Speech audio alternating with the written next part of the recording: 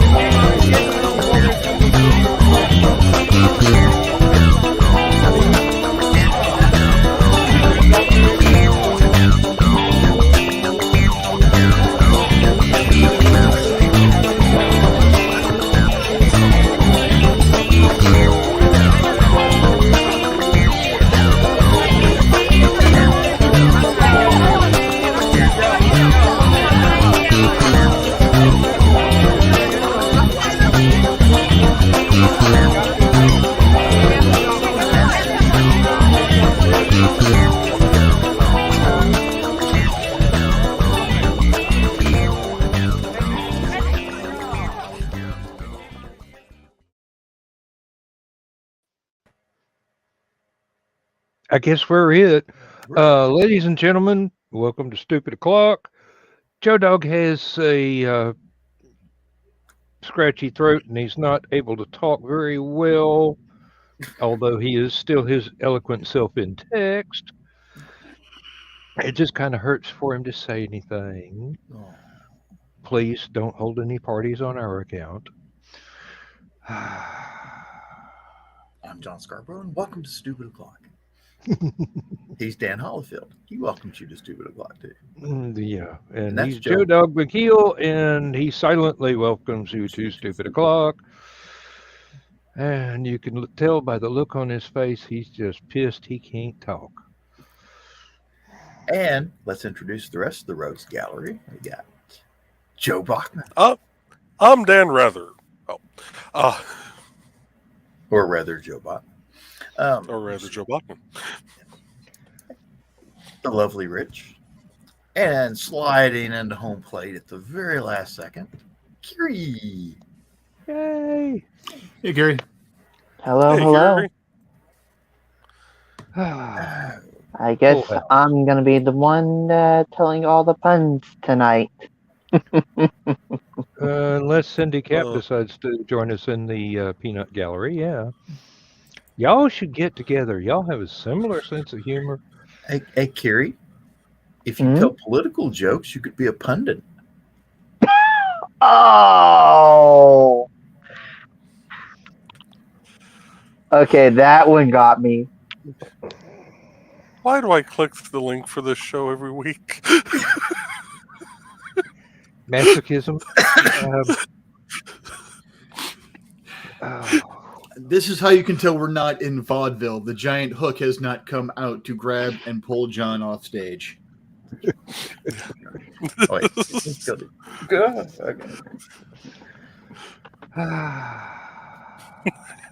I like your little tag there, Joe Dog. Silence put up by demand. Oh, I bet you Donna's just dancing up and down the hallways that you can't say anything. Actually, why do you remember the old? You remember the old Bugs Bunny cartoon thing where the character would eat alum, and their mouth would pucker up and they couldn't say anything. Why do I picture Donna fixing him dinner and putting alum in it? That would have been the bitterest pizza that was ever made. Oh Lord. I think But we know. here's the I think I thing. know how. Like, go ahead. Alum has a laxative property. So do we really want to give Upset Joe Dog that much more already firepower? delicate. Oh Lord, she mixed it into his Taco Bell. This woman's going to get arrested. And that's when the world went to war. Hello? There. Hello? Yeah. I got a new video for you. Oh no. Time to do some sketchy shit. Doo-dah, doo-dah. Did not get away with it. Fuck, fuck, fuck, fuck.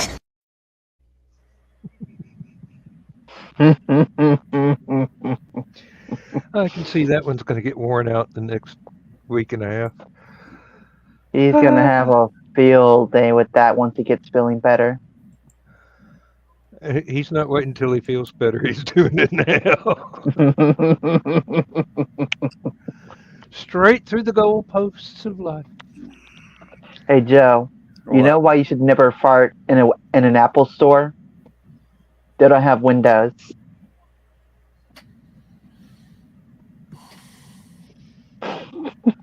I'm on the I know I wrong can kick computer you for out my and block OBS. you, Kiri, but I'd be damned if I'm going to just because you do what you do so well.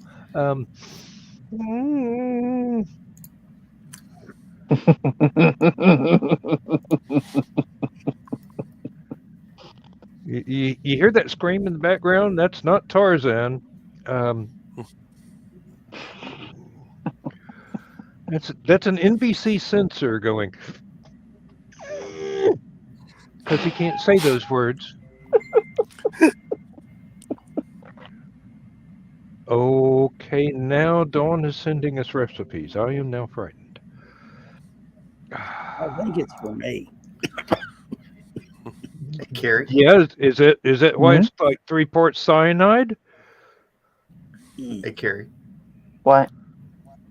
Why is a tapeworm like the Eiffel Tower? Uh-oh.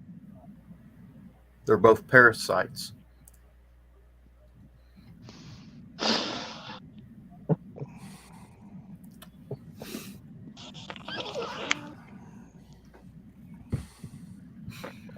Hey, with that, Joe, good night, everybody.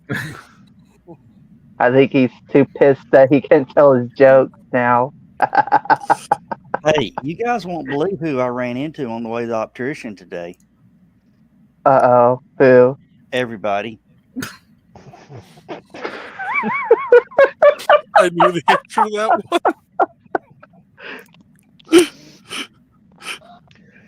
one. And actually, this is better than Thursday night, so, we don't apologize. I went to school with a kid who could only say 25 letters of the alphabet. He didn't know why. Mm.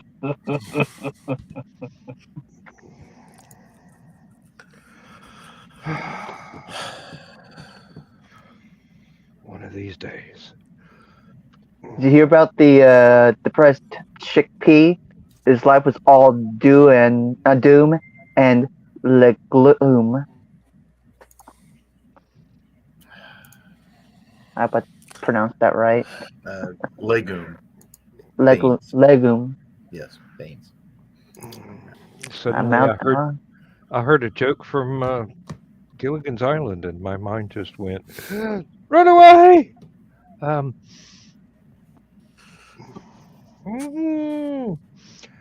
Yes, we're off to a fine start. Now, we'll see whether or not someone needs a topic. Someone needs a topical anesthetic, is what it is. Maybe not topical, but at least popular. Thorazine does not Lordy. count, Carl. Put the needle down. Oh, we have a topic tonight, Carl. The topic happens to be puns and how many people we can get to groan all at the same time. If we succeed, we change the orbit of the Earth.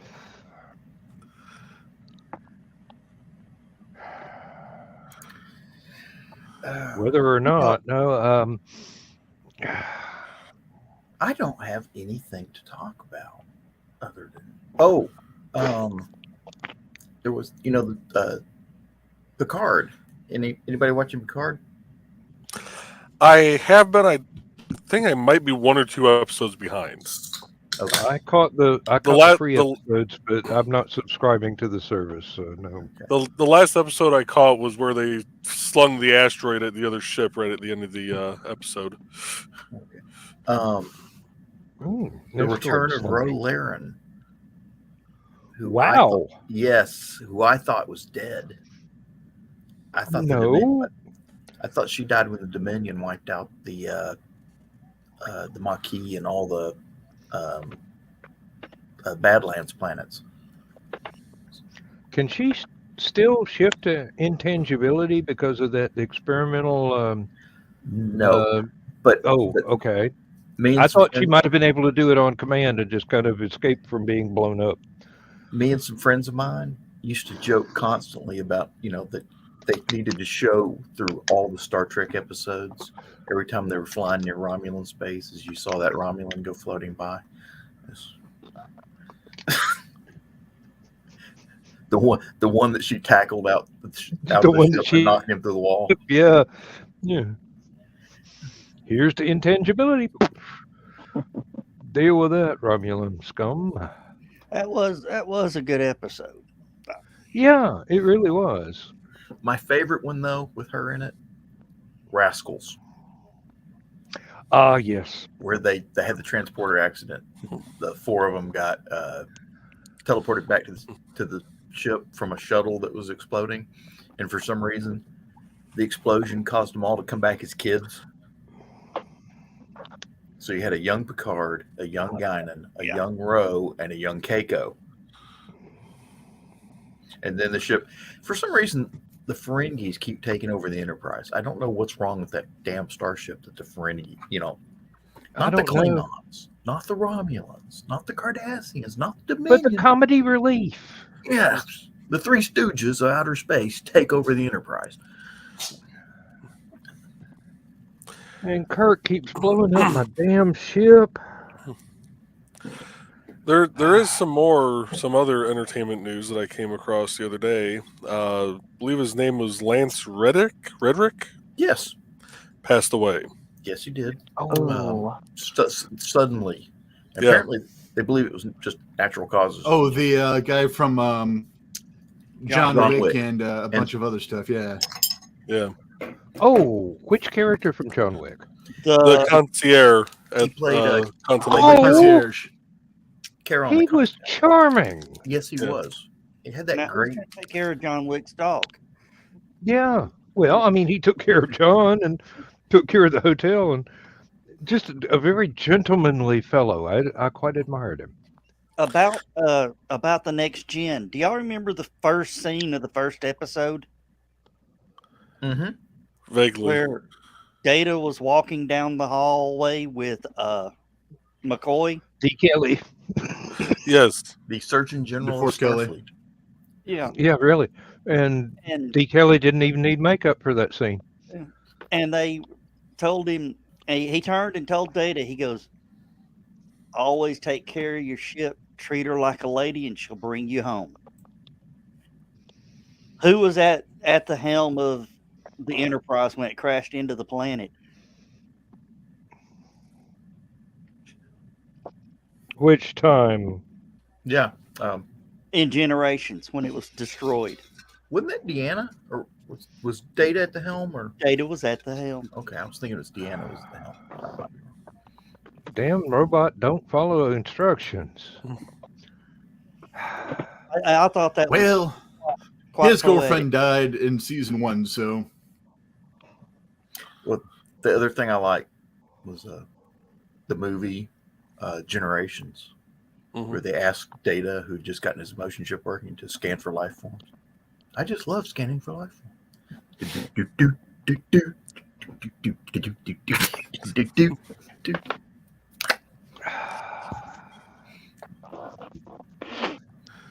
Yeah.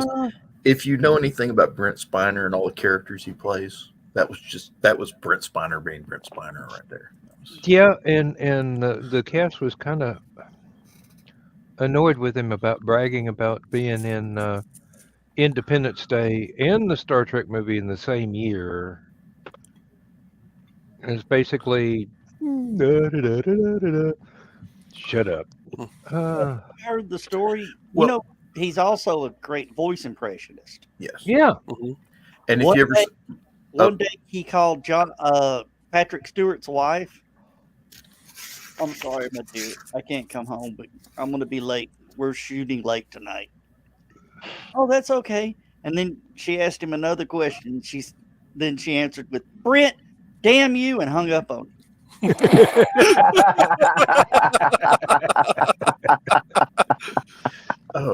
And of course, if you ever saw all the characters that he played in A Fistful of Datas.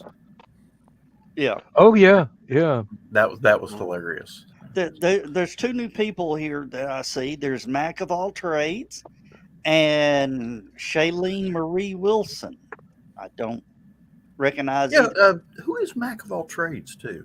I don't know. Well, we don't know who either one of them are, but we're thankful for them to be here. I'm not saying I don't want to be here. I'm just like, how did they find us? Do I need to change my name and phone number again? Damn it. I thought the Witless Protection Program took care of all that for you. Mac of all trades is MC Vaughn. Oh, hey, MC, how are you doing? Why? And then, yeah, he is one of our authors for HallowCon. Okay, Hell yeah. One thing I remember reading about this season of Picard coming up is they're supposed to bring Moriarty back. Mm-hmm. Same actor, even. Yep. Hey, the man needs work. I mean, seriously, he's a good actor. I'm wondering, you know how they got that planet that's making all the synthetic bodies now, right? Yeah. Mm-hmm. I wonder if they can put Moriarty in a synthetic body. That was done in the Questor tapes, wasn't it? No. Same actor? Yeah. What this season is a total wrap up of all the loose ends. Mm-hmm. Yeah, I'm still trying to figure out why Honey Bunny from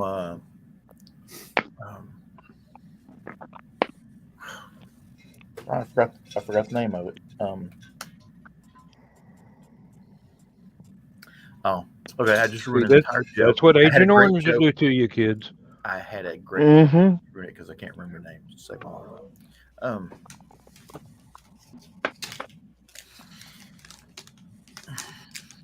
It'll come to you at the least opportune moment.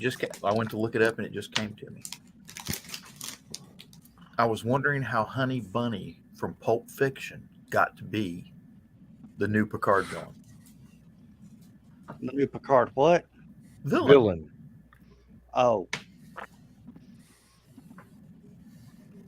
Well, she's playing a good villain, and you know who her daddy is, don't you? In real life? That's Christopher Plummer's daughter. Whoa. Wow. Talk about some skills being passed on. Yeah. Mm-hmm. Oh, John. If you don't pick up something from your dad when your dad is Christopher Plummer. Hey, John, Dan, look at all the channels we're streaming to. Do I have to? Just look up. Yeah, I see. 1, 2, 3, 4, 5, 6, 7, 8, 9, 10, 11, 12, 13, 14, 15, 16, 17, 18, 19, 20, 28 channels. Wow. And no, it's a dozen. Or no, it's 10. Yeah, see, Kiri could easily link in and damn. See, you said it's instead of leaking out, which he just did.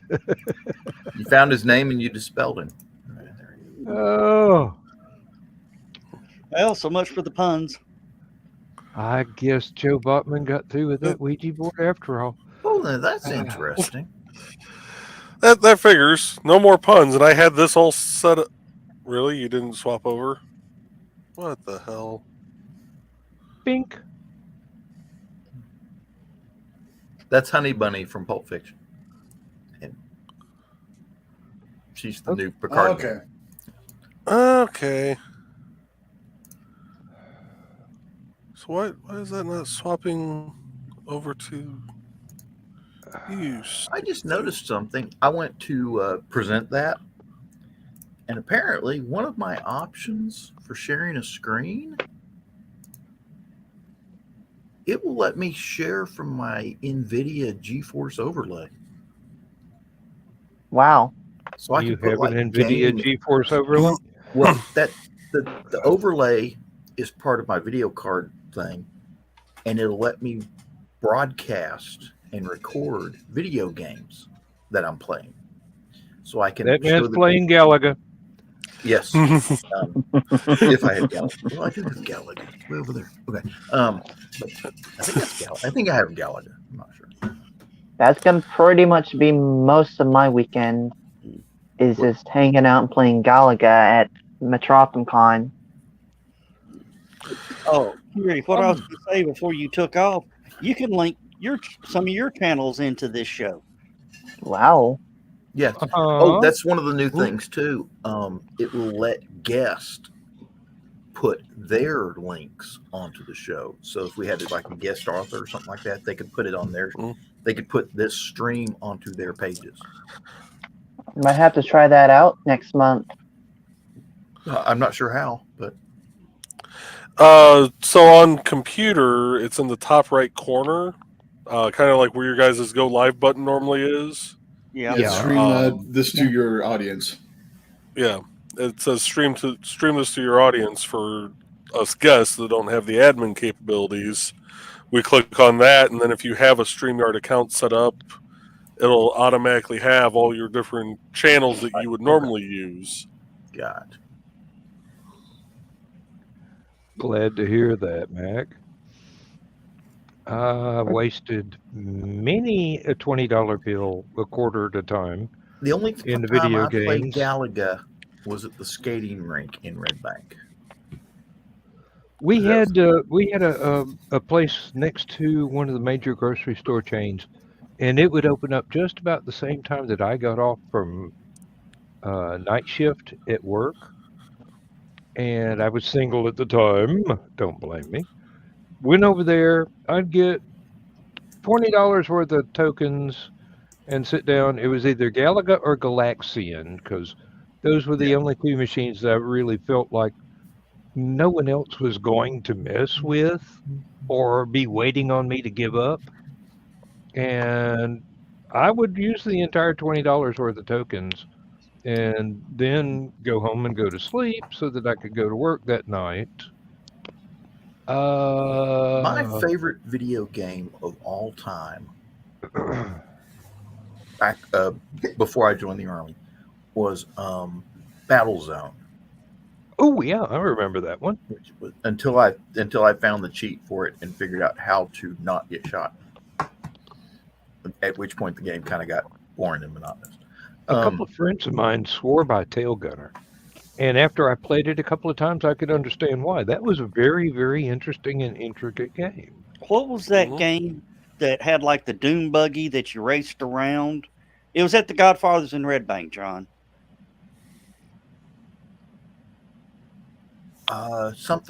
Road Blaster? Something like that. I got to the point to where, to make it more interesting, I would do the entire route on 2 wheels. Sort of like when you drive, normally. Now, after I joined the Army and went to I'm a very good driver. On 2 wheels. I drive in the driveway on Sunday. I joined the Army and went to Berlin, and it just so happens there's a store, or it's a little shopping mall building that was downtown, and it had a record store that sold concert T-shirts and stuff like that. And it just so happens I went in there. It's called WOM, World of Music. And I went in there and I just happened to be walking around this small building and they had a video arcade. And the one video game that got my attention, I was addicted to it ever since, was this thing called Vindicators. Ooh. And it was a tank game.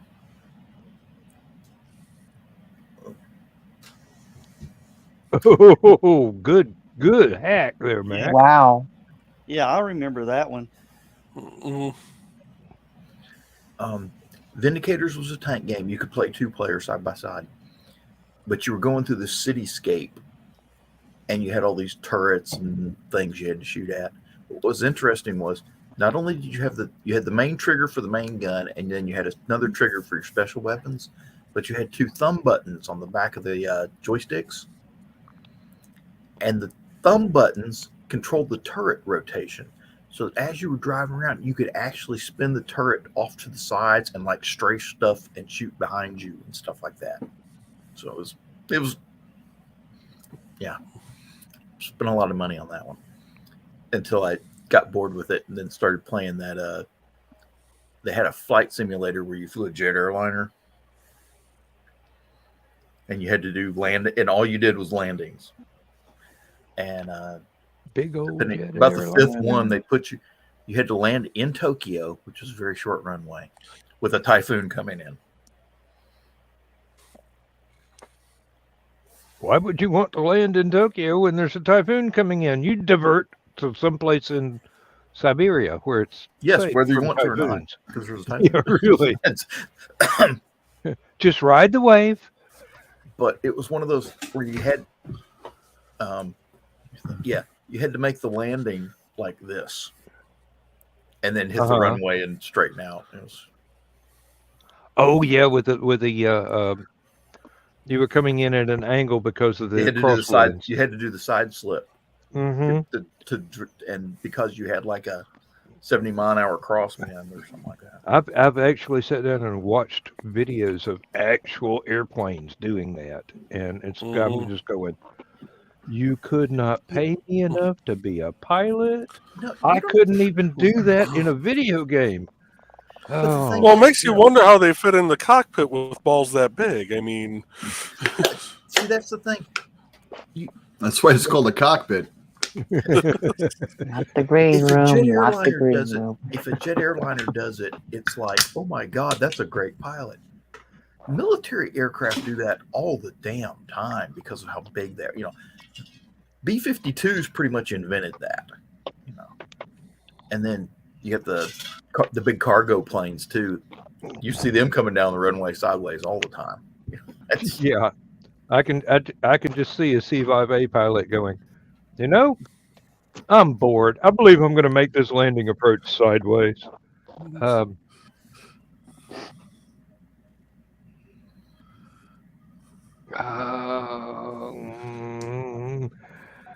Okay. Sorry. Maxwell Tools. Maxwell Tools. Somebody's been buying stuff made in stainless steel.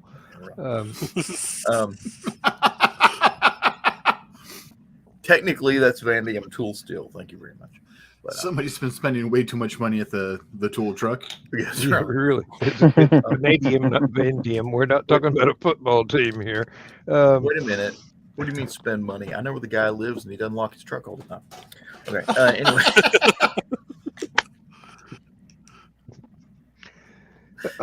Better living through chemistry. Let's see here. Okay, you guys look at. Remember Death Race? Now I'm wondering, does he mean a If video he means the game? movies, yeah, but movie? I don't remember a game called Death Race, so it obviously didn't make it to my area. But I do remember the movies. Machine Gun Joe. Only saw the first one. Didn't see the sequels. Yeah, that's the first thing that came to my mind was the movies. I don't recall if there was a console version of it, but I do, or an arcade version, but I do remember that there was a PC version that I used to play back in the day, back when Walden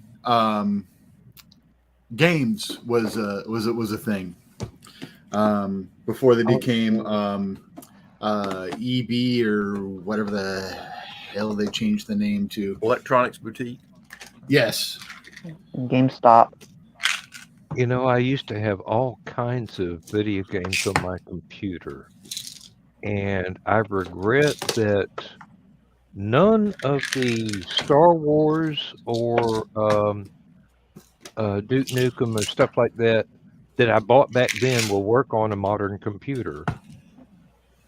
Well, I mean, you can do it with an emulator, but no, it won't even do it with an emulator. I've tried time and time again. It would be nice if it would. I would love it if it would, but I don't have time to play games on the computer anymore. The most gaming I do is on my cell phone when I play solitaire when I'm bored. Other than that, you know, Doom 2, Heretic, Hexen, Star Wars. There were 3 varieties of Star Wars that I had. A Star Trek encyclopedia thing that included a walk around of the Enterprise. There was one based on UFO from Jerry Anderson, where you could either be in the what was that called? XCOM. That was a company that I remember, yeah. Okay. No, I mean, that was the name of the game, if I remember correctly. It was XCOM. Oh, okay. I remember a company by that name, but not a game. Not a specific game. But it was the one that was just like you were running UFO. Well, yeah, this one you could either be in Skydiver or in the UFO itself. It was a very, very simple thing. There was another one called Star Trek Museum, where you were in a shuttlecraft and you just kind of flew around and looked at all the different Star Trek ships that were docked in this museum area. Didn't do anything else. It just let you go and look at them and, you know, go. But that was fun for something that was running Windows 95. Then, of course, there was everybody's favorite video game. I'll give you a hint.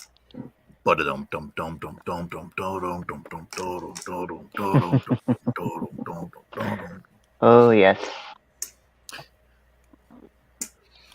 I'm guessing that's the baseline from Ghostbusters, but I never saw a video game based on it. No, Spy Hunter.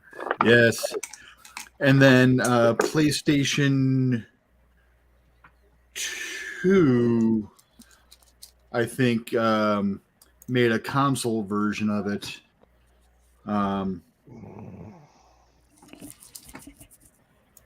That it was interesting. It was a nice update. It was fun, but I still miss, the original 1980s arcade version. Now, when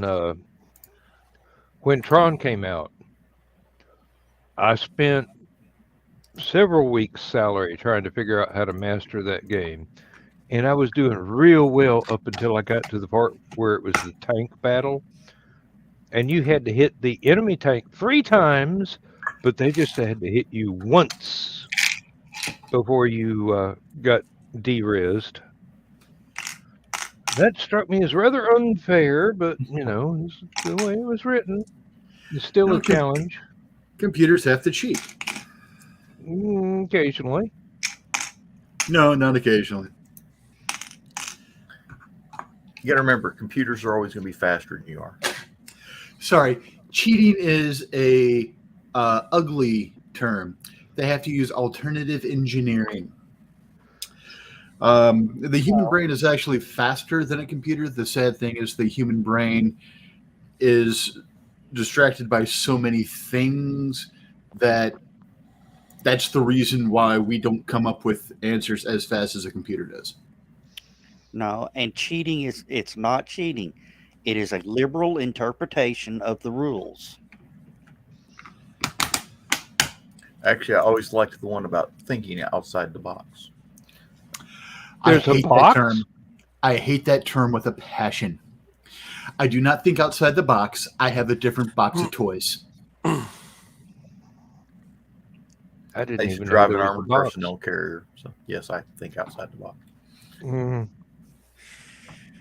Guys, I'm fading fast. Well, go to bed and drink some tea, Dan.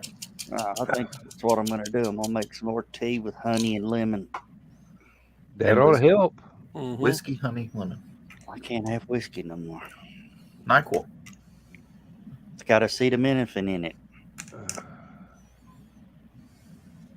Suffer. What the hell? What's a minophen? That's one of the little yellow dudes from the movie, right? Isn't that stork-looking character that John can never remember in The Mummy? Oh, wait, no, that's a Menephis. Never mind. Good night, yo. Good night, Joe. Good night, Joe Dog. Take care of Night, yourself. brother. Be please. safe. Feel better. Y'all thirsty. Finally.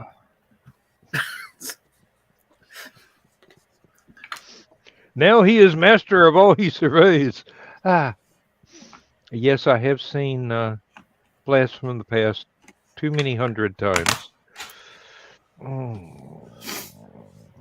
Oh, so they world court swore out an arrest warrant on Vladimir Putin. I did see that. Sorry, who wants to? How they gonna make that work? There's an arrest warrant out for him. I mean, it's a good start. Who wants to arrest him? That's how they started going after Osama bin Laden. I don't think we're going to send a helicopter fleet to Moscow to take out Putin. Never know. Hey, it's Russia. You pay off the right air traffic controllers, they'll never know you were there until he's dead. You pay off the right air traffic controllers, you don't even have to send anybody. Yeah. That's just a fog bank. Go ahead. Descend to 5,000 feet. See, that would be a great hacking trick right there. Is to go in, hack the Russian military command structure, and give all of the orders for that day, the target coordinates, Vladimir Putin's office. That would be pretty interesting. Everything. All the helicopters, all the tanks, all the planes, all the missiles, all the submarines. Everybody gets the same target coordinates, and they're all going, wait a minute, that's Moscow. Let's do this. Boom. Slap the big red button. Whatever aircraft he's on, hack the computers International on the friend or foe. hack the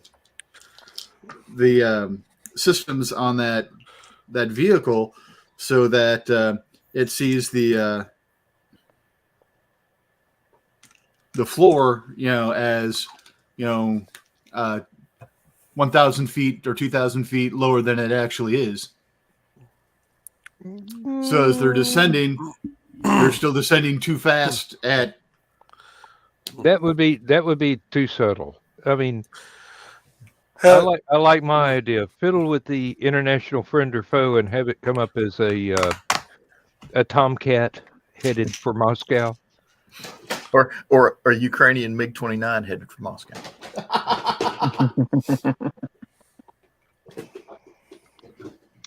Problem solved. And a lesson taught to the next guy. Oh, even better. Here's double revenge. Give it a transponder that says that it's a Predator drone headed toward Moscow. This way they dump jet fuel on it and hit it with the prop. Or hit the prop. Fire and forget. Now, I'm curious because, they showed that picture. They didn't show how it happened. But apparently that MiG actually hit that drone enough to bend the propeller. It's a prop-driven plane. Yeah, I saw a video of that. And it shows the propeller had stopped and it was bent. So they hit it. There was a collision of some sort. I'm wondering if they hit it with the landing gear. Yeah, that's what you were saying Thursday I would night. say I thought it was entirely or likely. Or tipped it with a wing or something. You don't want to mess up one of your wings. You can always do a very, very slow approach with landing gear up and hope to survive. But, I mean, it also depends on what the composition of the prop is versus what the skin of the plane is, too. The skin of the plane's aluminum, the prop's steel. So whatever they hit it with was solid. So the only thing I can think of that they could easily hit it with that'd be that solid would be landing gear, because landing gear is steel. So, and them Kevlar tires. Oh, they don't have Kevlar tires. Okay. One up for us. Now, the other thing, there is one other thing I'm thinking of. The plane that was approaching them was an Su-27. There is a Navy version of the Su-27. That was their carrier airplane. It was, they had an Su-27B or something. I can't remember the exact designation. But it has tail hook for doing, carrier. Ooh, that's an idea. And the thing is, they don't have an active carrier right now. But they've got all those airplanes sitting around. And Sevastopol, where this happened, the area that was their main Navy That was base. their main. That's actually where they built their aircraft. That's their Navy base, yeah. Was in Sevastopol. So that all those airplanes, that's where they're sitting. It's something they're flying around Sevastopol somewhere. Well, the ones that haven't been shot down yet. But operative term yet. Yeah. I'm just waiting for them to get them some missiles where they can start bombarding places like Sevastopol. Because supposedly we already gave them Harpoon missiles. Those are some nice little buggers right there. Depending on which brand they got, the average Harpoon is 105 nautical mile range. And a quarter-ton warhead. So that's not shabby for land attacks. No, not at all. You just got to get a good radar target for it. And yeah, I remember that from my stealth fighter game. You can use them on ships because it's easy to get a radar lock on a ship. Everything's water and there's a big steel target. You can use them on bridges Same reason. A lot of water, big steel target. It's hard to hit other things unless they get one of the advanced versions, like the Slam missile. The Slam missile is basically a harpoon with a land attack warhead. It's a Frankenstein missile. Okay. Well, it's going back to the video game, it let me have remarkable success on actual radar stations. You get pinged, you launch a harpoon towards the ping. No, that would be a harpoon. Mm-hmm. Or no, I'm sorry, harm. No, it let me get away with a harpoon doing that. Because harms is a high-speed anti-radiation missile, and that's the one that's designed to home in on radars. Well, the game only let you load up stuff before you actually started the flight, so you couldn't switch in flight without going to the we're not going to give you a score for this because you switched to training mode.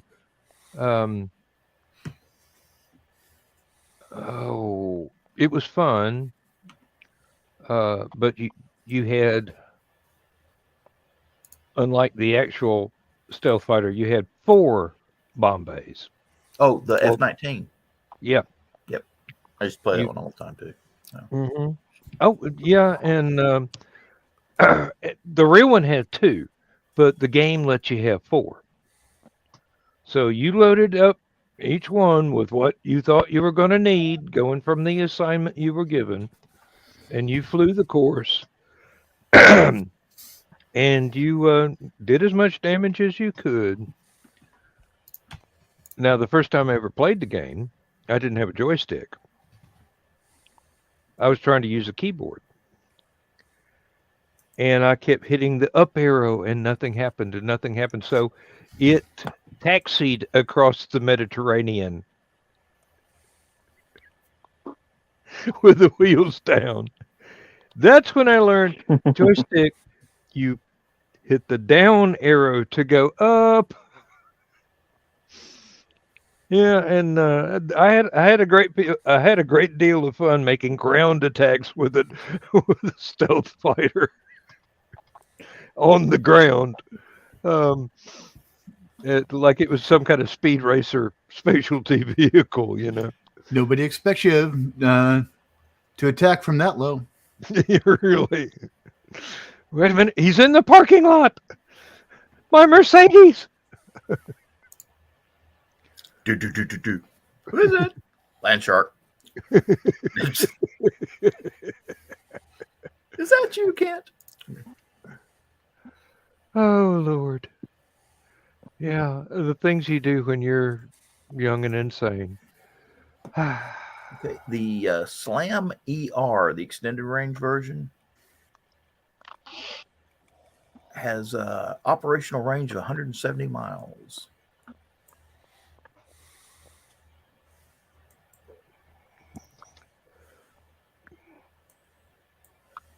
Sort of like a 30-06 in the hands of some Finnish guy.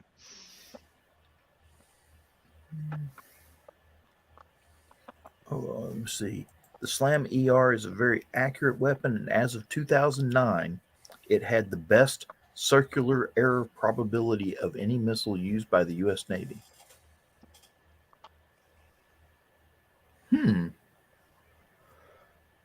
But they don't tell you what the SEP is. They just it's over here.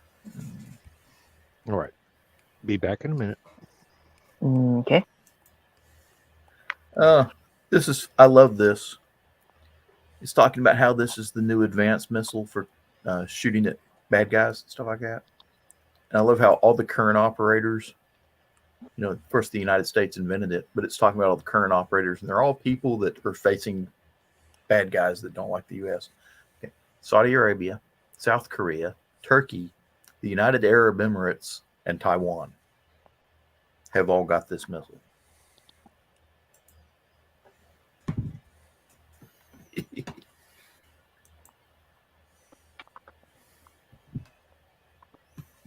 So where's the warhead weight? 800-pound warhead. Ooh.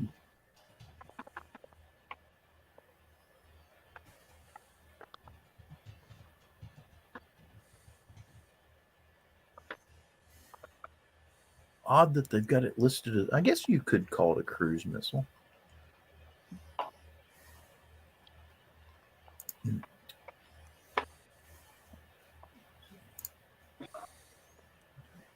Well, that's that thing the Marines are getting. It's the truck with 4 harpoons on the back of it, basically.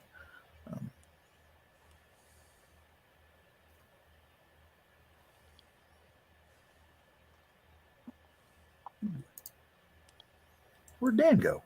Everything got quiet. Bathroom. That's what I get. He went down the hall. That's what I get for reading Wikipedia. Okay.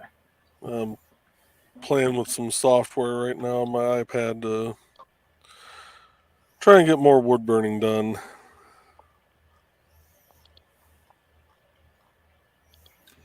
Trying to find the manual for the carpet cleaner that my sister just gave me.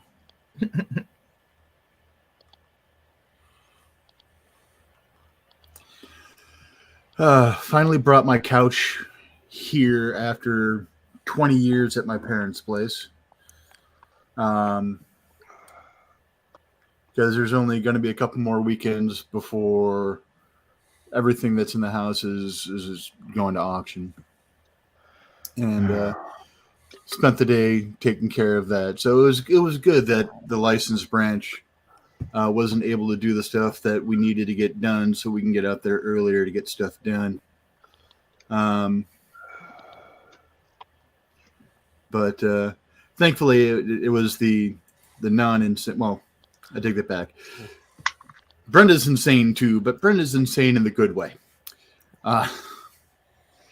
We'll take your word for it. Brenda's like a manly version of me, but female.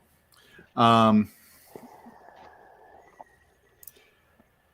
so yeah, it's dealing with all that, and we finally actually have a couch in the apartment. We are so happy.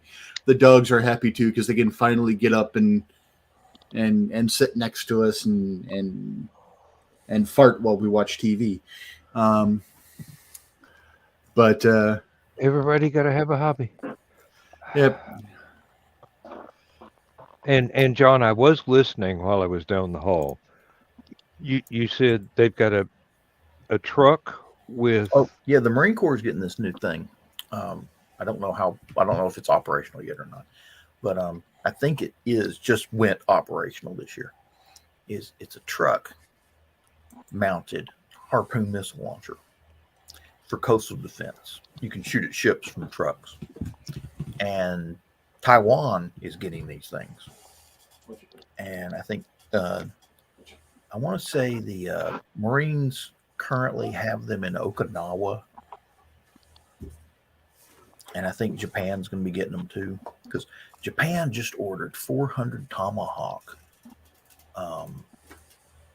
They ordered Tomahawk land attack missiles, which is odd because you think they'd want anti-ship missiles, but they do make a anti-ship version of the Tomahawk, and they're not. It's different in that it's got a different radar setup or something in it. But okay. I was hoping it wasn't just swim fins. Yes, no. And what struck me when I was down the hall was a truck with 4 missiles. Yeah. Is this the scaled down version of the legendary intercontinental ballistic missile Winnebago that Gallagher went on about? Maybe. I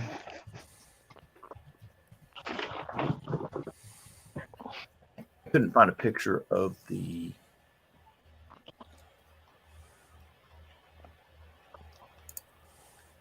I couldn't find a picture of the Marine Corps one, but Here. This is the Danish version that it is based upon. Mike Jimmy's got one. Okay. Cheese or cherry? Sorry, wrong kind of Danish. Maybe not. That would definitely put a cherry on your cheese real quick. Holy crap! And actually, it looks, aside from being able to strike it at things a couple of 100 miles away, that looks a lot like the dump truck that I used to have to drive on the farm. It's basically a dump truck with missiles instead of a dump bed. Well, it's got the dump bed. It's got missiles instead of being loaded with combined corn or wheat or oats or whatever. I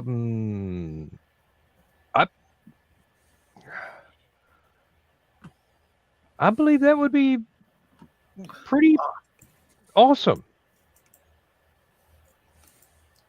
If you're on the correct side of it. Yeah, that's always a given. I guess technically it would still be awesome on the other side, just the other turn of phrase of awesome. Yeah, really. The original version of awe. Yeah. As in shock and awesome. Mm-hmm. I don't know. It'd be more like this is. They're pointing awesome what at us? We give up. That is the actual Marine Corps version, but it's only got the 2 missiles on board right now. That's the best picture of it I can find. So. Okay, that's the best definition of a Marine Corps shotgun I have ever seen. 2 barrels, don't get in the way. Knew we shouldn't have fragged Lieutenant Niedermeyer.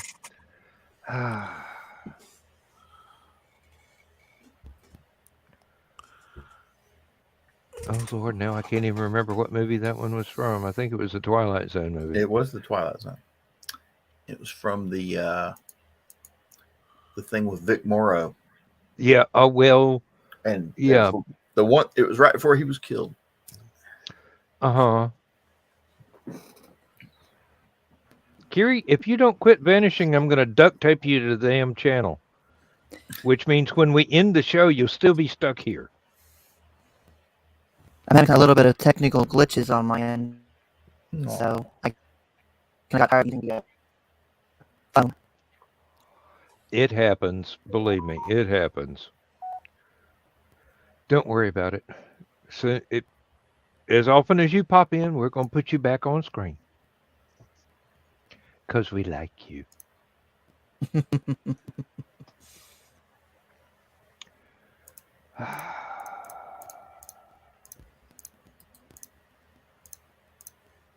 Isn't this a whole lot better than talking about Joe Dog's farts all night?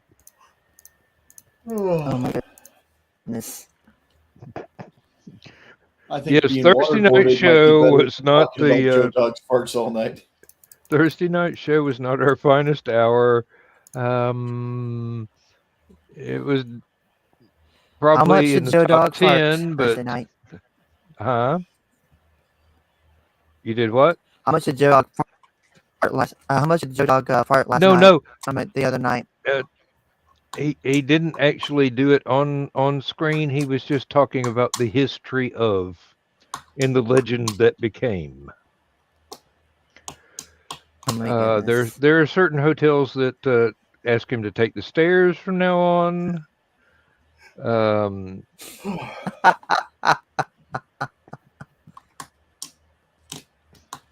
But hey, every once in a while you gotta have those lowbrow, low-hanging fruit episodes, so that other episodes look much more intelligent and scintillating in contrast.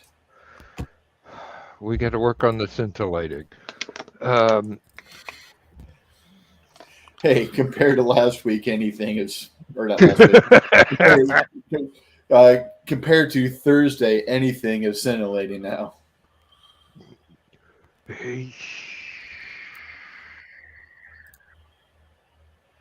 we could talk about Chihuahua reproduction, and it would still be more highbrow.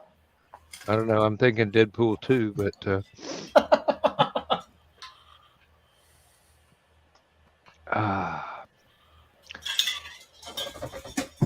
and actually, I can't wait for Deadpool 3. Ryan Reynolds Dan, is irrepressible. Yes. do you have a pen in your prison wallet? In my prison wallet. I don't know. I've got at least one that works in this big jar full of paintbrushes and pens over here. Why? You don't remember what prison wallet meant? Oh, okay. No, thank you. And then for the rest of the movie, they're commenting about the ass pen. And here I thought they were talking about Bob.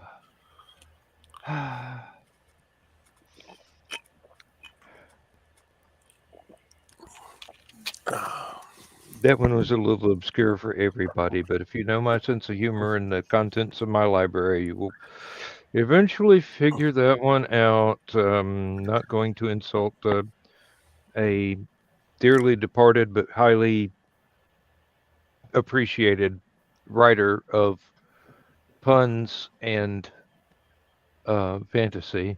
And I wonder if they'll put a reward out on Vladimir Putin. They already have. No, they put a warrant out for his arrest. I wonder if There is a reward attached. Really? It's not a big one, but it's there.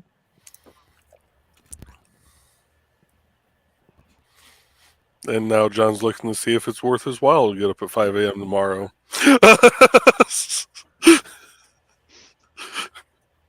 John's not a sniper. He concerns himself with high explosives. Oh, wait. That'll do. Tomato, potato. Either way, he's gone. And now you got me worried about my cousin. No, wait, he's retired now. He no longer has access to the ICBMs. He no longer officially. Well,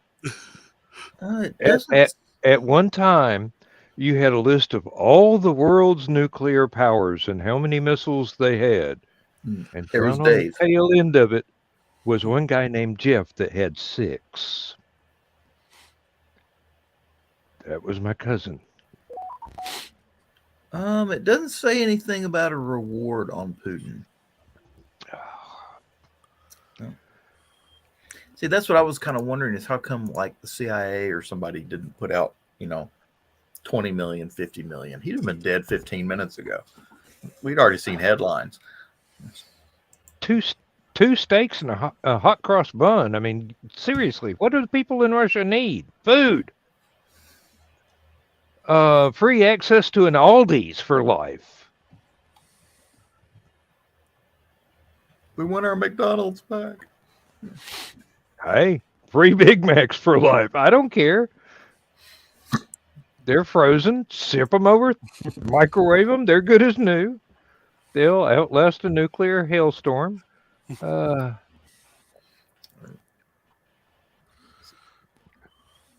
I wonder now. Wait a minute. All this money they're shipping over to Ukraine to pay for the war. Ukraine could put the reward out for it. And what's funny is, right after they put the warrant out on him, yesterday he flew down to Crimea, the occupied area that the Russians have down there, and was doing some big interview, driving around Sevastopol. And what'd you call me?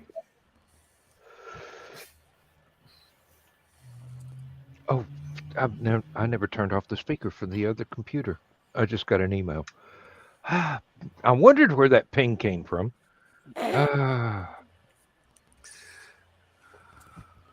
Probably that. Here's the thing. I mean, if they put the reward as a couple of jacked up Hemi Dodge Rams with the most kick-ass towing package that they've got, I'm sure we'll get a handful of people so redneck that this shirt looks pink. In comparison, flying over there to take care of the honors. A couple of million. I mean, seriously, we've got 300 million people over here. Believe me, if there was a roadway across the Atlantic, there'd be a bunch of deer hunters kicking ass in the Crimea tonight.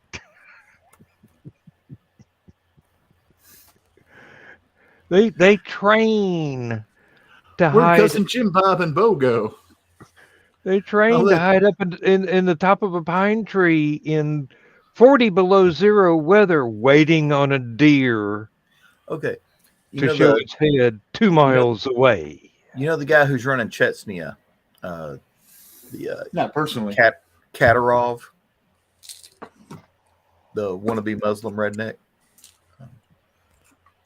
Now there's a concept for you. If you've ever seen an interview, with the guy, you'll understand exactly why I said what I said. Okay. Ramzan Kadyrov, he's basically when Russia took over Chechnya, he's the guy that wound up being in charge. Okay. So he's pro-Russian. He it's kind of like, it's almost like a militant Rush Limbaugh kind of, yeah.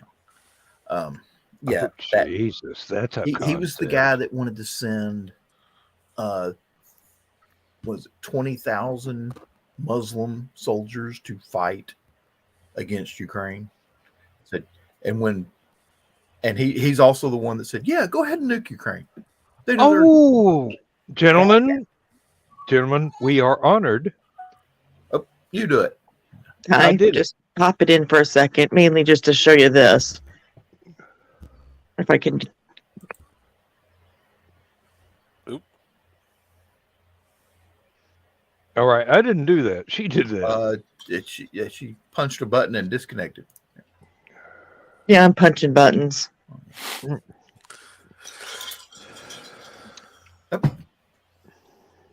Oh, what are we looking at? You guys catch that? I don't know. It looked like you're trying to rickroll us. I did. I literally am logging on just to rickroll you guys. That's dedication. You're in pain and you are still rickrolling us. What? You are in pain. You are dedicated. You're in pain. You're suffering, and you rickrolled us. Okay. Joe Dog would be proud. So, well, I just wanted to pop on because literally we just flipped that on there, and I'm like, you got to be shitting me.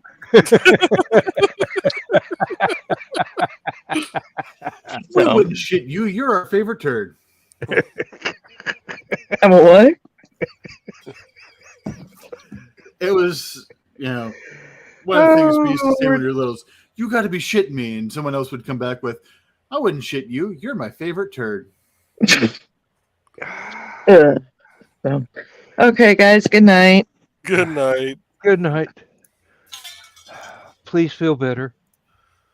What is it? It's spring. Why is everybody getting sick? Damn it. Yeah, I'm not sick. Just It's not everything spring. hurts. It's the last couple of days of winter, and winter is like, I'm not done yet. It's still my turn. I got 5 more minutes, Mom. I'm not sick. I'm just twisted. Go on the cart. Is that the dude, John? That's him. Muslim redneck. Thought I was kidding when I said it. That's the guy in charge of all the Chechnyans. Yeah. Well, I was thinking more of the looks like you should be on an episode of Duck Dynasty.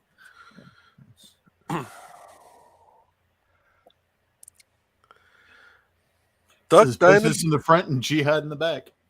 Duck Dynasty and something Amish even. Really, but he's Muslim, but he's also pro-Russian, and he has been the he's been the new strongman in Chechnya and like killing all sorts of people. So basically, not a nice the fellow. gangster. And it turns out he may have been poisoned.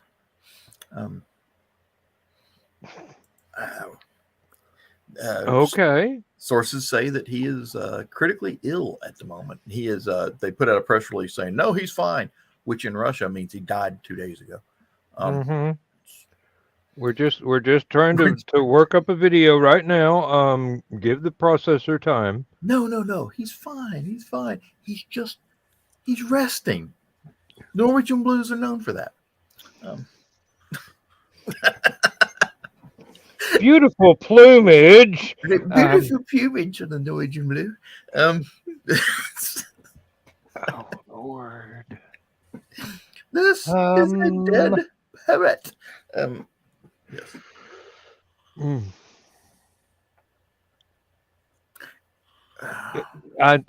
I live in fear. One night we're going to do a show that's nothing but Monty Python jokes the entire night, and then we'll get a copyright strike.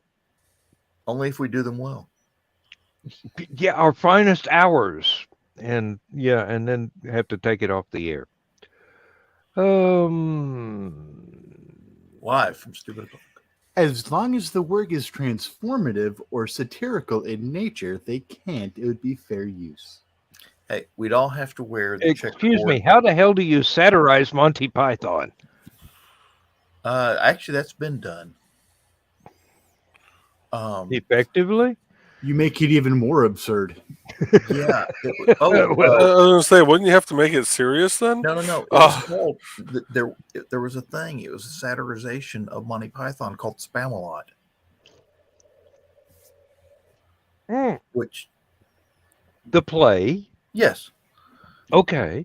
And it was the whole thing was one big satirization of Monty Python. I'm gonna look that up. There's got to be a recording of it somewhere on YouTube. Fair use. There's a license. If not public domain, then this has got to be seen by everybody. Let's see. Got to be better than Hamilton. And I'm sorry, a lot of my friends are going, Hamilton's a great play. We love the songs. There are several. I'm glad. I'm not going to put it down in front of you. There are several YouTube recordings of Spamalot. And apparently it's a musical too. So. It would be.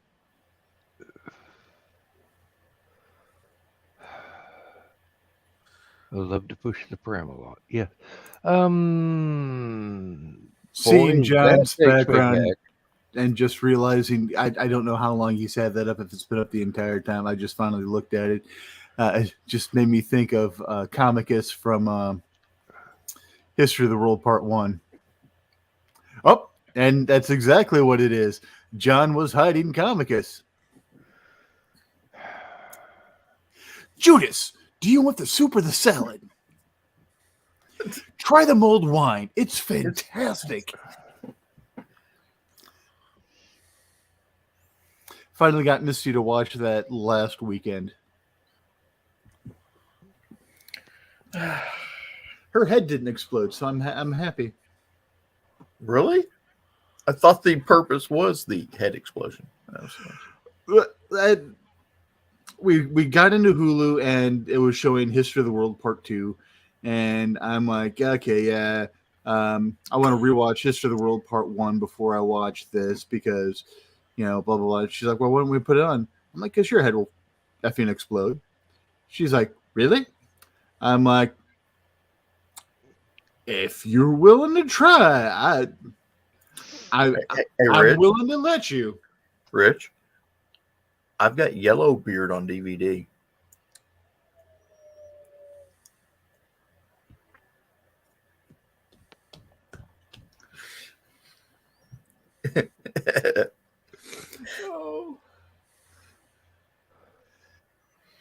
Oh, what's the other one that is damn near as Yellowbeard was absurd? playing in the clinic for people to watch while they're getting drained.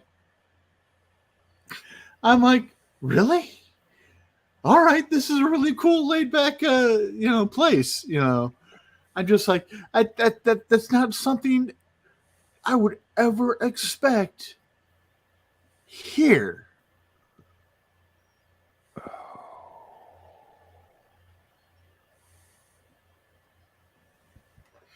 Oh, okay. Baron Munchausen. Baron Munchausen, yes, was that would be my vote for spouse's head explodes sort of movie. Although that was another movie with a ton of great comedians. So, although Eric Idle, Lindsay would probably just say this is boring, and go watch one of the things where folks bring antiques to the roadshow thing, whatever that is. This old pile of junk. Yeah. Wait a minute. I watched that one to figure out how to fix the stuff that's breaking in the house. I thought that was YouTube. This old pile of, well, okay, we're not going to go that far, but it's not the one with Jonathan Ross. It's the other one.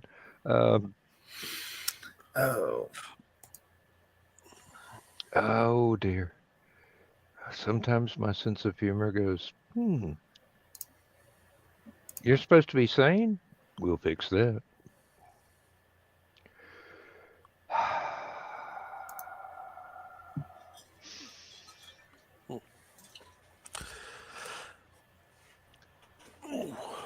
I really need to put together my new chair. Alrighty. Well, guys, I'm gonna hop off here. The night, kind of taking out using the laptop.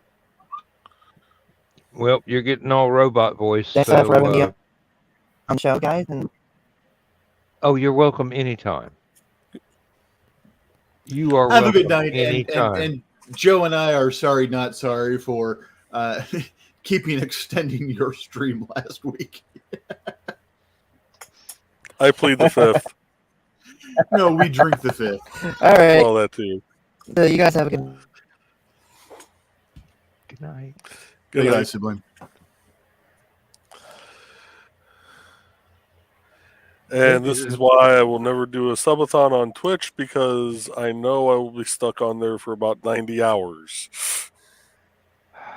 Just because of what I'm afraid Kiri will do to me. You have other enemies. Kiri's like, why am I banned from this channel?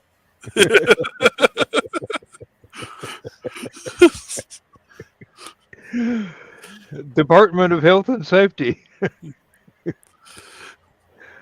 Oh, Lord. Yeah. Problem is, Kiri would just be on their channel going, okay, subscribers, you need to go raid this channel. Kiri's like, all right, time to make a new channel.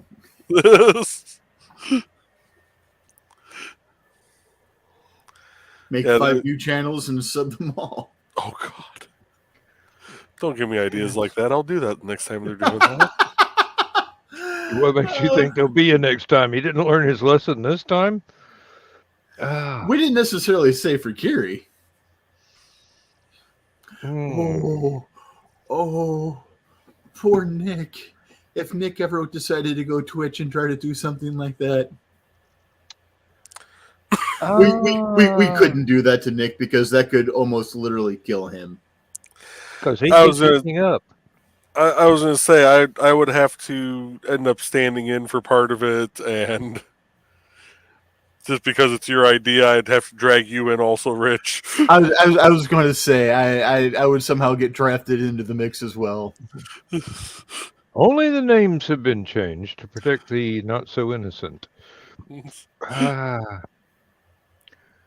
Oh, Donna, yeah, you're absolutely right.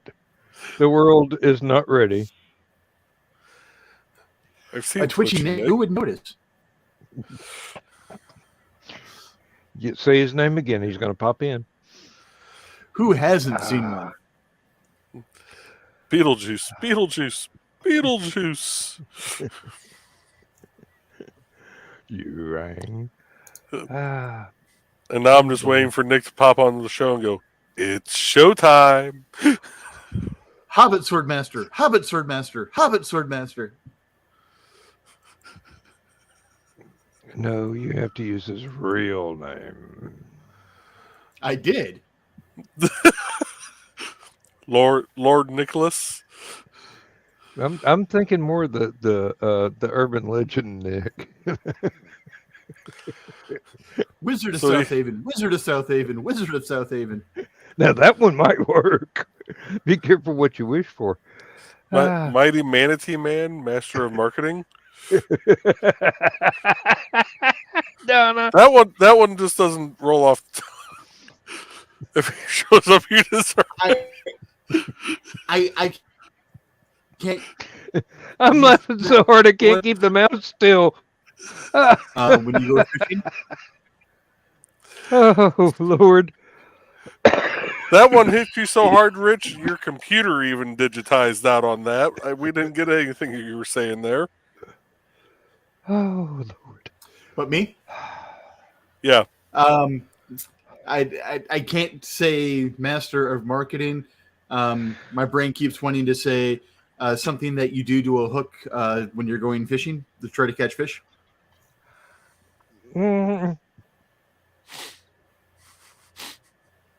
Friday night. I'm trying to keep it not green room.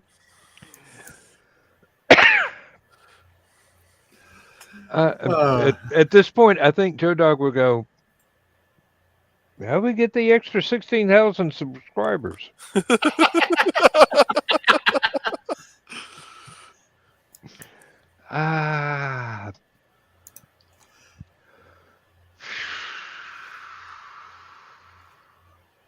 Yes, that other, yeah.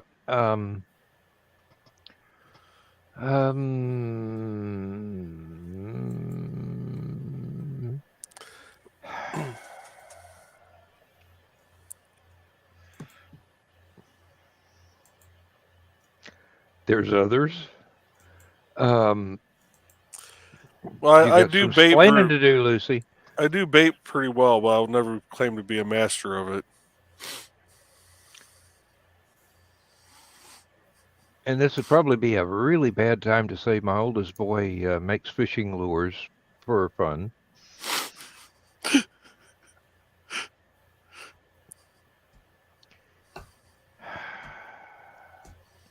And he's getting rich off of it. I mean, seriously. his lures catch fish big time. Oh, he's becoming affluent. Okay. Yes. This is his second business. His first is pressure washing and painting houses and churches and whatnot. He does the fishing lures as a relaxation, and he and his wife have just given me another granddaughter. Oh, congratulations. Or no. This still the one from a couple months ago? The same one from a couple of months ago, yes. I was going to say, that's a quick turnaround. Oh, no. They had to struggle to get this one all the way. There was a... congratulations to you for being Papa once again, and for him for becoming a Pops once again. Or is this his first one? No. This is the second one. His oldest boy has actually already served at least one enlistment in the Army. Oh, wow. So, yeah. Oh, wow. Yeah. And it's been 20 years since his little boy, well, more than 20 years since his little boy was born, but I think 20 years between kids is not something you need to sneeze at, especially when you've been trying so hard. Mm-hmm. So I'm glad that there's no health problems with the little girl, and she's and doing Mama, great. yeah. She's beautiful, absolutely lovely. She's got the most gorgeous laugh, I tell you. I have never seen a baby smile so much in my life, and I'm old. Oh. Yeah, folks, that's one thing that not a lot of people know about me. I've got 5 stepchildren and now 9 grandchildren and a couple of great-grandchildren. And everybody looks at me and goes, "What? You're not old enough?" Going, I didn't start anything. I just kind of walked into the situations. Bless you.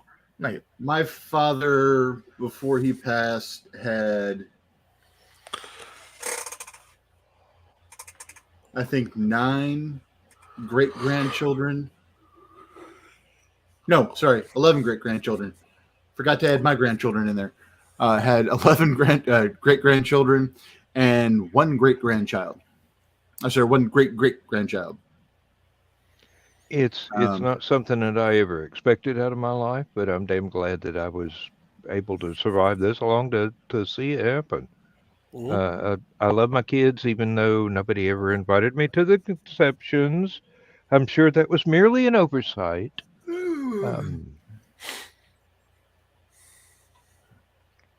And also, you're welcome, Donna. I figured that's where you were going with the other master word.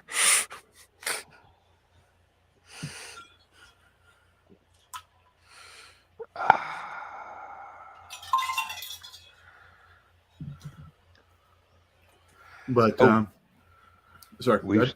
We've still got half an hour.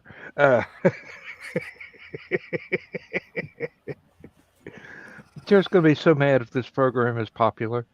Hello, my honey. Hello, my baby. Hello, my ragtime girl. Damn it. Now I've got to figure out how to spoof that to make that Viking. You just use Yosemite Sam with the hello, my orange helmet. shielded, and hello, my Valkyrie. Hello, my Ragnarok gal. That's a good one. Mm-hmm. That's a good one. But now I kind of want to. Now I'm, for whatever reason, envisioning you from Young Frankenstein playing the monster with your Viking helmet on and a long sword, doing the little swirls with the long sword instead of a cane. Don't tempt him. It'll cut the camera cable. I'm gonna need you to do a rendition of Putting on the Ritz at the Shakespeare show this summer. Well, first off, we'll see if I'm in good enough condition to be able to do that. And oh god, then he's got to learn how to tap dance. I mean, seriously, you ask too much of the man sometimes. The Planet Fitness is opening up April 5th. We're already members. We just joined, but it's opening up April 5th. And one of the reasons I joined that was because of you and your, maybe we can get Rich to come out and do a longsword demo. Okay, now I can just see you going and signing a membership for Planet Fitness, and go, name Galactus.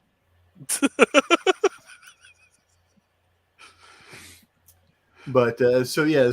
Now I've got to figure out choreography for putting on the Ritz. See if I can punch up the lyrics to be Viking themed. And then as I exit, do the Michigan J Frog on the exit. I kind of wish we hadn't suggested that, because now Jodo's going to want you to do that HallowCon. Hey, if I can get the choreography and everything like that down for the Shakespeare in the Park, I'll definitely make a fool out of myself elsewhere doing that. Yeah, but if we get that on video, that may become part of the opening scene for the show here. And somebody that wears sparkle pants will be so jealous. And?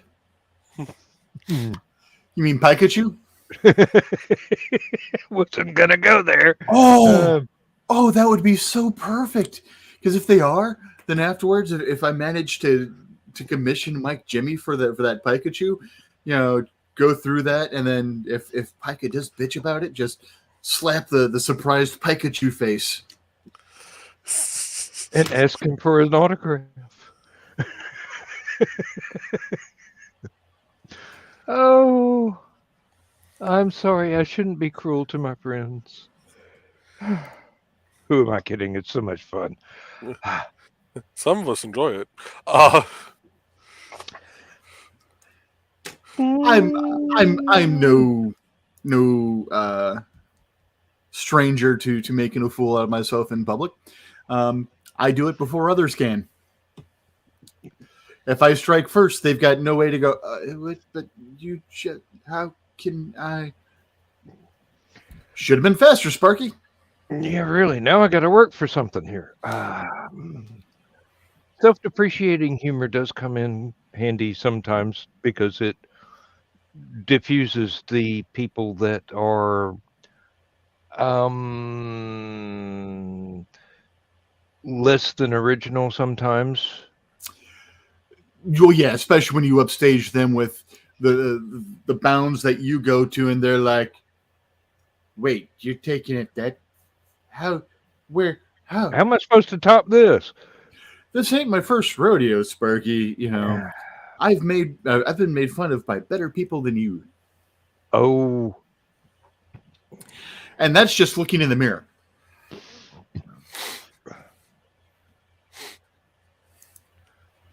I have quoted Tom Baker's Doctor Who to a couple of people at work that were trying to intimidate me. It's been a long, long time since those people were there. I mean, they're long since gone. But you just look them straight in the eye and go, I've been tortured by experts. I don't rank you very highly at all. One of my favorite things to do. And so between graduating high school and going to college, something broke in Richie's brain in a good way. And I stopped giving a flying fig about other people and stuff like that. So people would come up and they'd start making all sorts of just mean ass comments. And I would just flatly look them in the eye and go, this is supposed to elicit what reaction? That is a very good one. I admire that. I wish I could steal it. I can't find any way that I could apply it that they would understand. Yeah, usually the word elicit. They're long gone by now. I mean, it's like that was an opportunity that I missed by 25 years. Yeah, a lot of times the word illicit makes them go, "Art," like a dog watching a card trick. Mm-hmm. But it's I learned that, and just the sheer look of frustration on their face, as one, they're trying to figure out what illicit means, and two, they're like, what I said is not bothering this guy. How can I? I'm like, if you want the attention back, upstage me. Until then, I'm just going to, fabulous, just take it all, And of course, that would always get them scared. I'm like, no. If I were to turn that way, it would take a far handsomer man than you to go ahead and do that. Now, she might turn me that way because of how, sorry. So says the long-haired leaping gnome. Oh, Lord, which one was that? Okay. That was some group that Eric Burden was in. Drink the Wine. That was the name of the song. I don't remember if it was War or if he was still with the Animals then, or if he was Spill on his the Wine, own. and it was with War. Spill the Wine. Okay. Thank you, John. My memory is not 100%, but it's 95% beer. These things, they happen.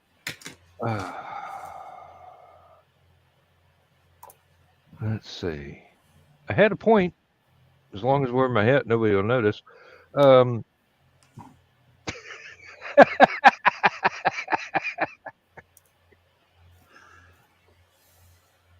Me and my arrow. And the hits just keep on coming. Yes. This is why my mind has never been invaded by demons. They take one look and go, I ain't going in there. You first. Were you just listening to Lowrider, John?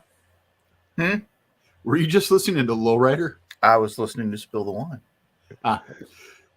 I heard something that almost sounded like the beginning of Lowrider, and I'm like, all War songs kind of start the same way.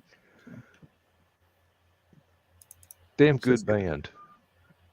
Damn good band. Wish we could play it out loud. I really do, but copyright strikes are a thing. And well, you get can't enough of them on this 10 seconds of it. We get enough copyright strikes on the Star Spangled Banner. Somebody's copyrighted over in the Middle East. Or some Iranian copyright striking the national anthem. And for HallowCon, some idiot actually hit us up with a copyright strike for also for Zarathustra. Yeah. 1,000. Well, what was it? 600 years old? Something. No, it's not that old.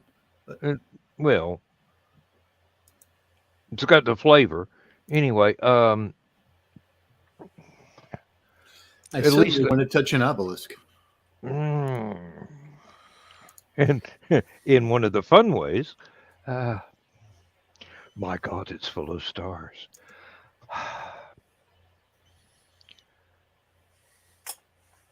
Okay, 1896.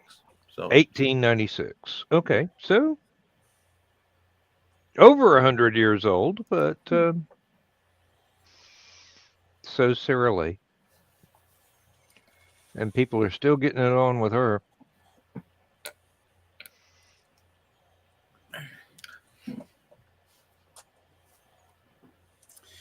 Yeah, do you people understand that's not how that works?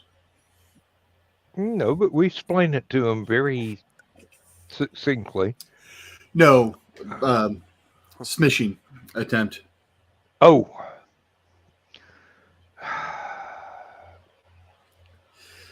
I love when I get voice phishing attempts and stuff like that, and it's although I have seen a new one that I do want to try. I think it was something that was posted in I think it was either Stupid O'Clock or Secret Humor group, where the lady was just still answering her landline, just doing weird stuff, and started, oh, hey, I've been waiting to get a hold of you. I want to talk to you about your car's extended warranty. Hello?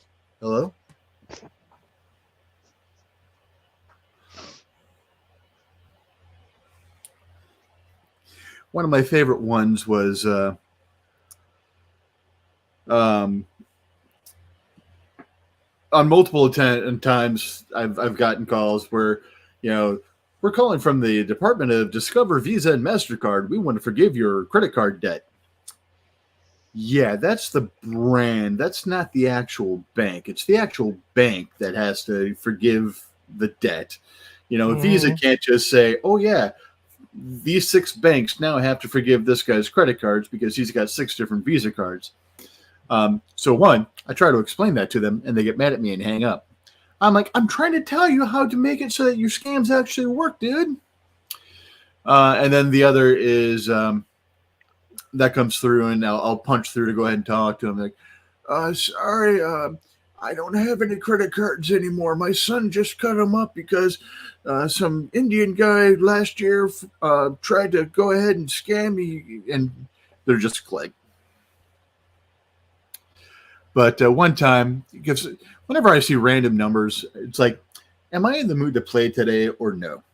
No. Send it a voicemail. Yes? All right. We'll play. So I had answered a number I did not recognize. Hello? Yeah. Can we speak to Misty, please? Oh, shit. This is Misty's doctor. And I just answered the phone that way. Just 1 second. So I had to keep up the character. And Misty's like, why the hell are you calling me in that weird-ass voice? It's your doctor. I thought it was somebody else.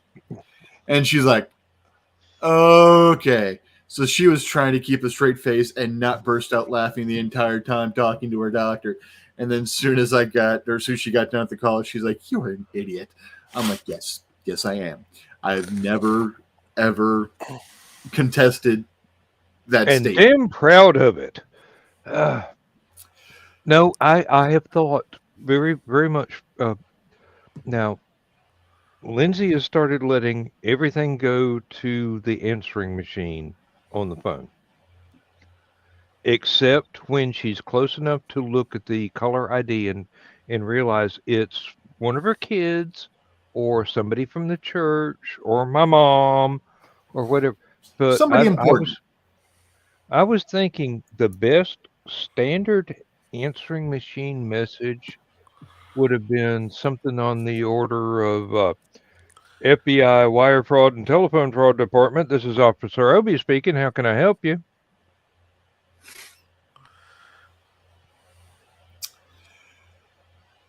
Now, once when I was in high school, we were taken on a trip down to Disney World to do a parade, marching band, the whole group. And my fellow students discovered that they could play games with the phone in the hotel. So they were calling different rooms and doing this and doing that. And the various things that usually male high school kids who've never had any opportunity to have a date whatsoever in their life would do. And my 3 roommates got real tired of all the prank calls, and they said, "Okay, Dan, you answer it the next time." Next time was only a few seconds away. Orlando Police Department. We didn't get another call for 45 minutes. So, not telephone, but a Wi-Fi hotspot. So, the hotspot on my phone I renamed to NSA Surveillance Van or Mobile Surveillance Van 1. And you'll be surprised the number of people that I'll be in an area with. All of a sudden, they're just like looking out windows. FBI surveillance fan, yeah. So apparently, I just got my first bot on my YouTube. If you look at the latest comment that just came in, yeah, kind of. Yeah, I'm saying, yeah, that's We've had that one before. Isn't he dead? Yes. Does that mean I'm making it to the big times now that I'm getting? No, bots? it just means they're coming back around again. No. Well, this one's at least entertaining, if not eloquent.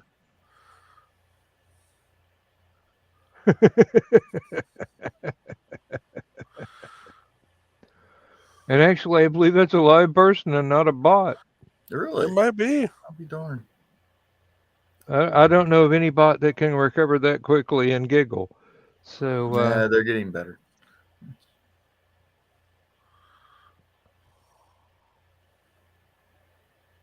That's a big thing now in the art world, is the AI art. Yeah, well, no, and it's something that people have noticed in publishing the AI stories, and they're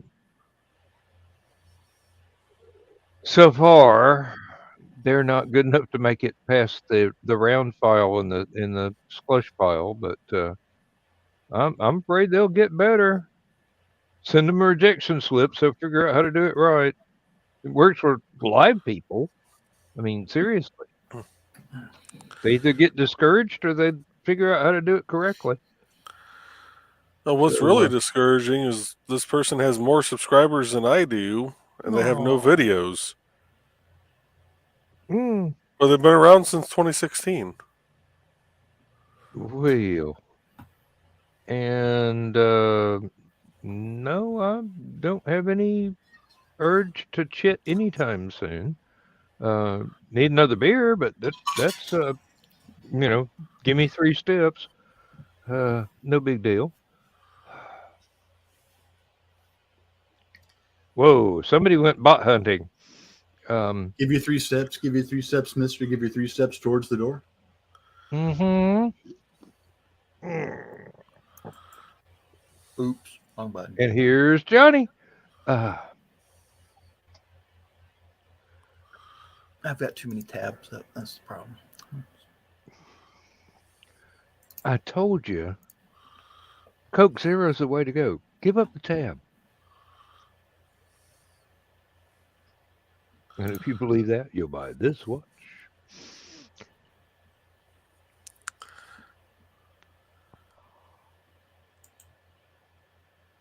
Oh, Lord.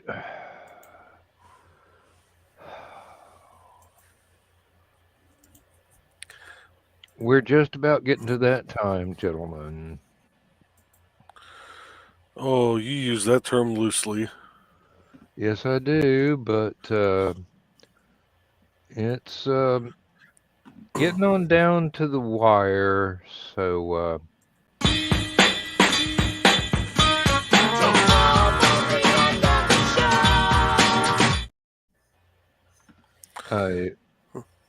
John, you want to do the end credit stuff so I can get my show started?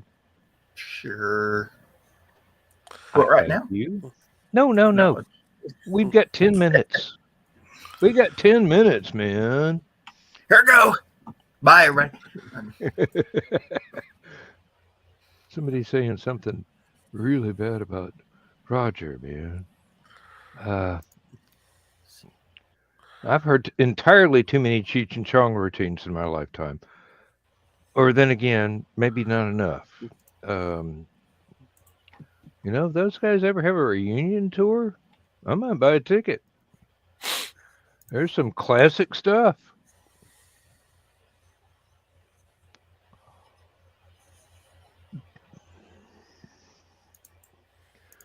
Beyond Dave's not here, man. I actually got to see them on American Bandstand. Ooh. Live. American Bandstand. Back in the day.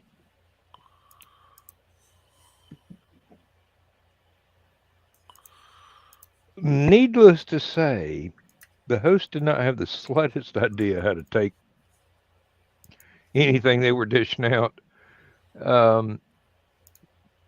Poor man. He tried. He really tried, but they let's just say they were the very epitome of the never engage in a battle of wits with an unarmed man, and Dick Clark was the unarmed man in this instance. Oh,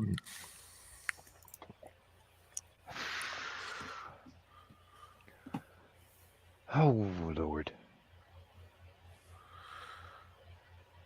I have had a warped, bent, and twisted youth. Made me into the man I am today. So I've been trying to think of the proper way to say this, but I think I'm just going to say it the way it keeps running through my head.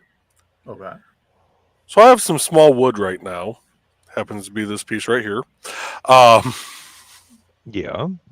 Don't know why it keeps running through my head that way. I don't know if I want to see if I have another one that'll actually make a box and make a mini dice rolling box. Or if you want to do a wood burning. Well, I would I'd still burn a design on it and then add the hinges and the clasp and everything. Oh, do I have clasps? If you're on this show, probably not. You can have. Oh, clasp. I thought you said class. Clasp, the clap. Yeah. Well, no, the real question is, do I actually have any down here? I think that's what this is. Strange enough, I got to build some birdhouses. So I've got a bunch A of little stuff. birdhouse in your soul. I do have some, but there's no screws. Be right back. There's no screws. Aw. What do I do with the screws? Or is it that bag that fell there? Well, you need to go out and get screwed.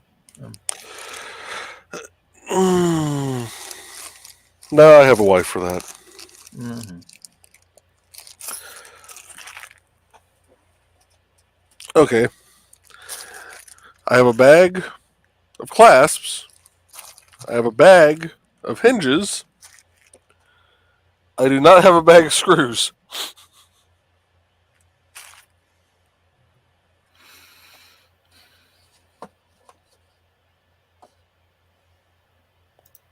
That's not good. Okay, those are getting moved somewhere else because that's just going to topple.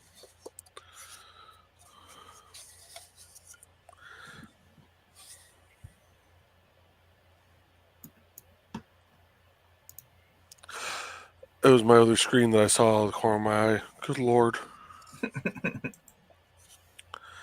I saw something move and I thought it was further over, and then I realized that I have us up on my other screen also.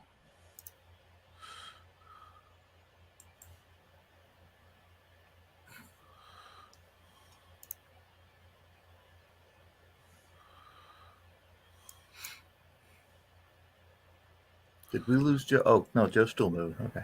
Yep. Sorry. Bought these a while ago. They're little, like, I don't even know what you would call it. Little wooden bowls.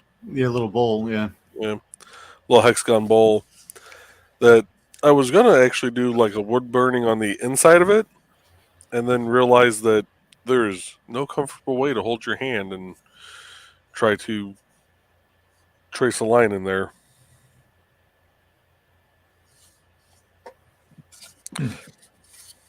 Now, here's the other thing, Joe.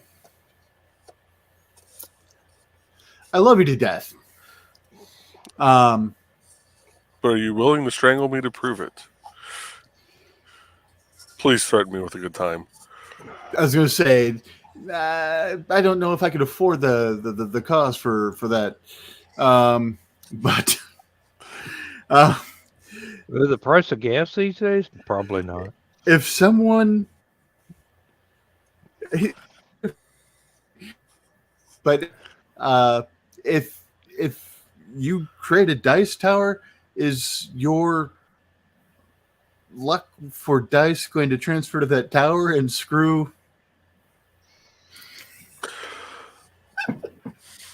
Why There's one way to find out. Why do I hear a Linda Ronstadt song now? Hey, Joe, there's an idea.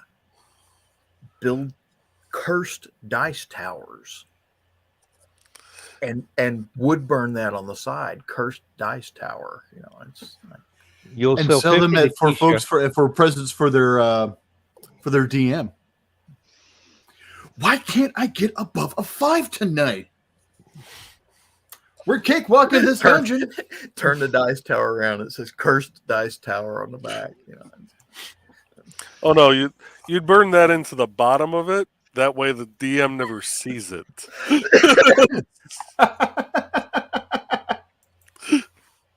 Oh Lord. Yes, folks, and if you like this, like, share, and subscribe, and tune in Thursday night for more. And believe me, Joe will have his voice back by then, so it'll be even more than it is now. I didn't say entertaining; I just said more. It has been a slow Saturday night for us. I mean, there's just really nothing to talk about. Nothing topical, no news, no conventions, no presidents falling downstairs or anything like that. Just, you know. Yeah, I didn't think people wanted to listen to me fanboy over finding Johnny Sacco and his flying robot, Space Giants, Ultraman, and Spectre-Man available to watch for free on the interwebs. I'm trying to figure out whether or not they ever made any more of that Ultraman animated stuff that I watched about 2 years ago. If it was on Netflix, they recently came out with a second season, I believe. Ooh, okay. I've got to look for that because the animation was really, really good, and the story. The one where it's following Hayata's son. The animation was really, really good. The story was nice. I didn't find anything to object to about it whatsoever. Except I got to get Netflix back before they do their Gamera thing. Well, the thing was, they went into so much detail per episode that the story didn't advance very fast. Yeah. Now, I'm not putting down the amount of detail they put into it because that was a work of love right there. But I'm not one of those people that have to have an entire 5 years worth of plot in a 30-minute show.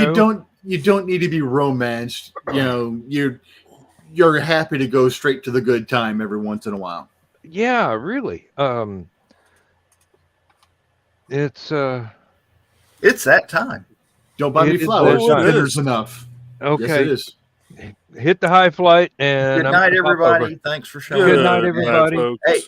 Hey, we'll see you Thursday. If you like staring at those old guys, go to Dan's show because he'll have old guys and gals. So, all right. Good night, everybody. I'm not gals and old guys.